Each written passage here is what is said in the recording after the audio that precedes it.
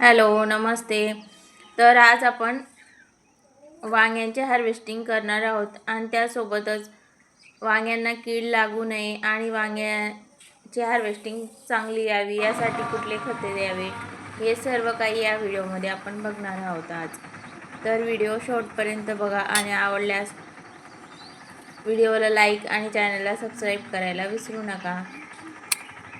तर हे वांग्याचं झाड मी घराशेजारी थोडीशी जागा आहे तिथे लावलेले आहे.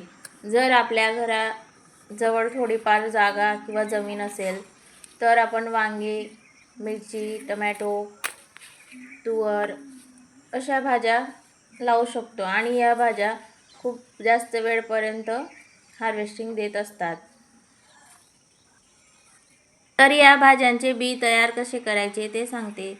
जर आपण टमॅटो आणतो मार्केटमधून, वांगी आणतो, मिरच्या आणतो, तर त्याच मिरच्या, टमॅटो आणि वांगीचा वापर करून आपण अशा पद्धतीने झाडे लावू शकतो. तर एखादी वांगी किंवा मिरची लाल असते, वांगी थोडी बिया असतात त्याच्यात, टमॅटो थोडे खराब झालेले असतात, तर तेच आपल्याला मातीत टाकून घ्यायचे आहे. ते जास्त प्रमाणात टाकायचे म्हणजे की आपल्याला 2-4 तरी झाडे त्याच्यातनं मिळतील. तर हे वांग्याचे रोप मी कुठून नर्सरीमधून आणले नाही किंवा बियाही विकत घेतल्या नाही. तर याचे रोप मी तसेच तयार केले. मला ज्या वांगे मार्केटमधून आणलेले छान वाटतात, त्यांची क्वालिटी म्हणजे ते त्यांची साईज, त्या वांग्यांचं मी घरी बी तयार करते. बाजारातून घेताना मुद्दामच 1-2 वांगी मी अशी निवडते की त्यांच्यात भरपूर बी असेल आणि ते बी काढून मी त्याचे रोप तयार करून अशा पद्धतीने वांगे लावत असते. तर हे 2च वांग्याची झाडे आहेत तरीसुद्धा बघा किती छान वांगी लागले आहेत त्यांना. आणि या वांग्यांचा साईज असा आहे की याची आपण भाजीसुद्धा करू शकतो आणि भरीतसाठी सुद्धा या वांगे आपण वापरू शकतो. तर मला जसा वेळ मिळतो, जशी खायची इच्छा असते तशी याची वांगीची भाजी किंवा भरीत बनवत असते. लहान वांगी असली तर त्याची भाजी तयार करते आणि मोठी असली तर त्याची भरीत बनवते. तर आता बघूया खते कशी द्यायची.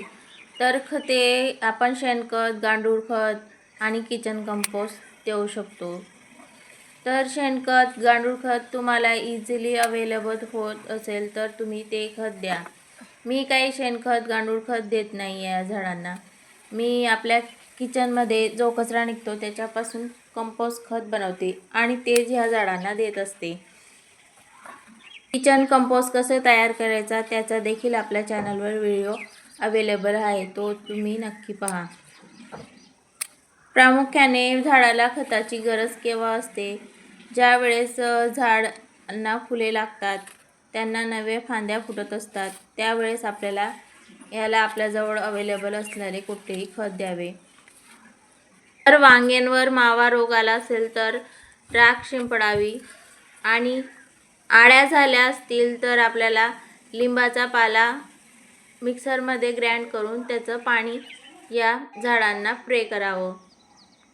असे बरेच फवारणी आपण या झाडांवर करू शकतो. तर मी अजून तुम्हाला पुढच्या व्हिडिओमध्ये सांगणारच आहे की आपण कोणकोणते फवारणी आपल्या झाडांवर करू शकतो.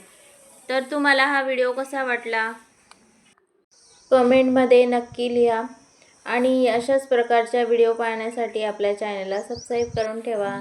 चला तर मग भेटूया पुढच्या व्हिडिओमध्ये.